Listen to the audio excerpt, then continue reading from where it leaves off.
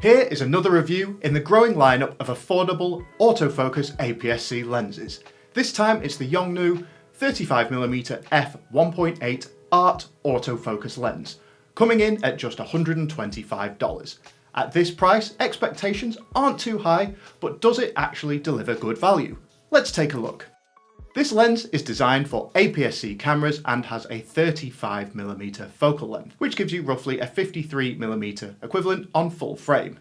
That puts it right in the standard field of view, not too wide, but also not too tight. Today I'm reviewing the Sony E-mount version, but there are also versions available on other mounts.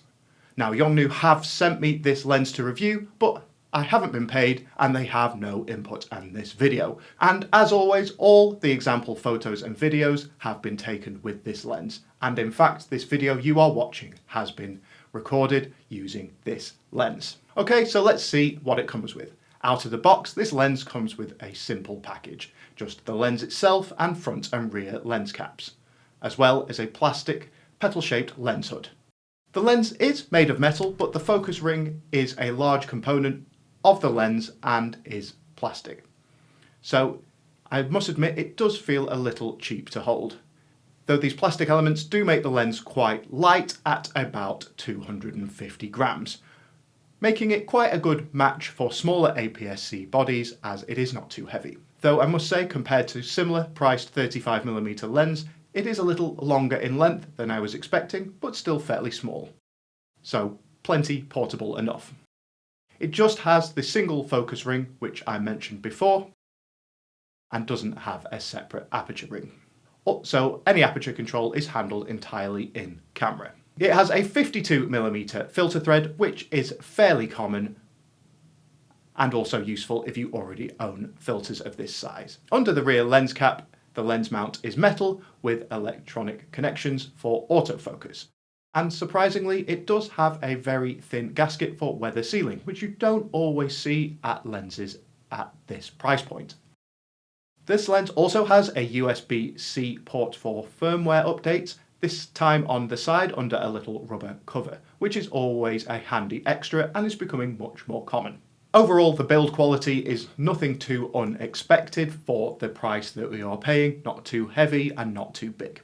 So at such a low price point, having autofocus is of course one of the main selling points at that price of $125. And in good lighting, the autofocus performance is surprisingly solid. It's not lightning fast, and you may notice a very slight pause before it locks on, but pretty similar to most other lenses. For everyday photography and casual video work, it does the job great for autofocus.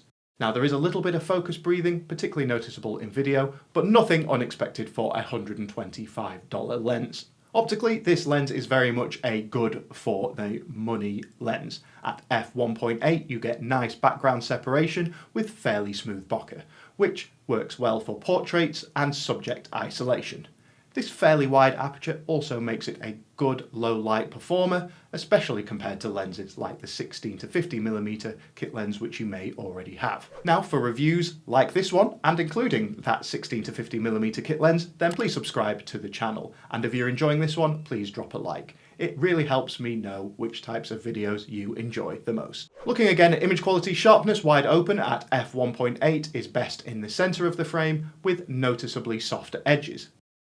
Unfortunately, the contrast is a little low with the lens wide open. However, stopping down to around f4 improves the sharpness massively and also sorts out the contrast issue. A little bit of a shame that it's not a great performer fully wide open, but stopping down shouldn't be too much of an issue. Even at around f2, that contrast issue is mostly fixed.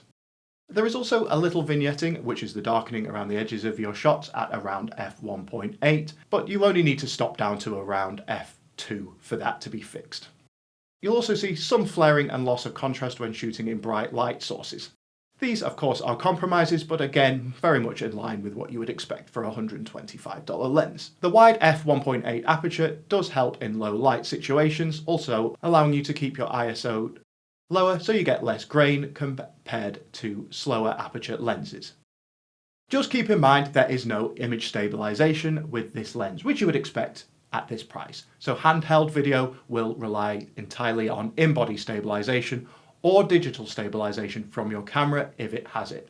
Otherwise, your video will be shaky.